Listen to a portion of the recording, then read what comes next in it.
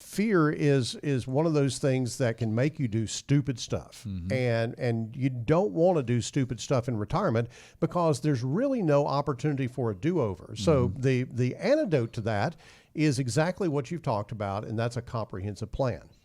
Education and a comprehensive plan combined, and when you think about what you can do. So we talked about the schemes, we'll call them, that are out there on getting you to, prey on your fear of taxes going into retirement. So what are some legitimate tax moves you can make? As John mentioned earlier in the show, there are really only two ways to get out that pre-tax money. It's withdraw it and pay the taxes, or convert it and pay the taxes. There's going to be some taxes paid. So how do you make some moves that can reduce that over time? Well, we did talk about the Roth conversion not always being the best option for someone who is walking up very close to retirement, but it is a great option if you're young listening today. If you're in your 30s or even 40s, now is the time to really think about, maybe there's that old 401k that you left an employer back when you were in your 30s, and now you're in your 40s, Troy, and it's maybe got 25, 30 grand in it. That is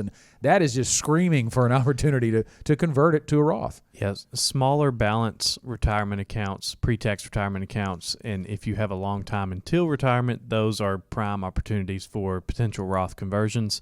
Another thing that we can talk about, a legitimate way to help out with taxes in retirement, is just Roth contributions in general. Yep. And who's most concerned about taxes? Well, everybody is, but especially high income earners. Yeah. And if you're a high income earner, you may have heard that you can't contribute directly to a Roth IRA, and that is true. There are some ways to still get money into a Roth IRA, but I think a bigger deal is, especially if you work for a company that has a 401k, if they have a Roth option in that 401k, a lot of people don't understand this.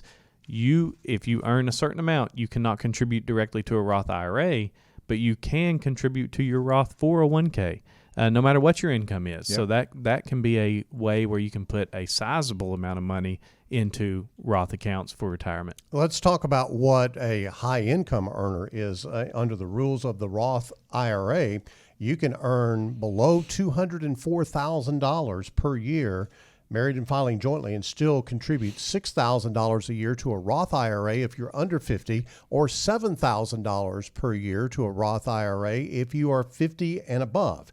In some cases, you can contribute to, as Troy was talking about, a non-deductible IRA and then convert it to a Roth. So those are ways that you can do that. Now, that's tricky when you get into that as well, too. You can do that, but you have to pay taxes on the gains when you do that, just like any other Roth conversion. Right. If it's pre-tax dollars, you have to pay taxes on all of the money. But if it's a after-tax, non-deductible IRA, you're only paying taxes on the gains. And where that is an advantage is if you are forward planning and doing that, you can actually not invest the money and immediately convert it, and there are no gains, right? So that's right. You don't have a tax consequence, but the thing you have to look out for there is other IRA dollars count into that aggregate equation. So it is best, that is an option that is best for people who have all of their money maybe in a 401k, do not have a traditional IRA, they open one and create it and then convert things into a Roth.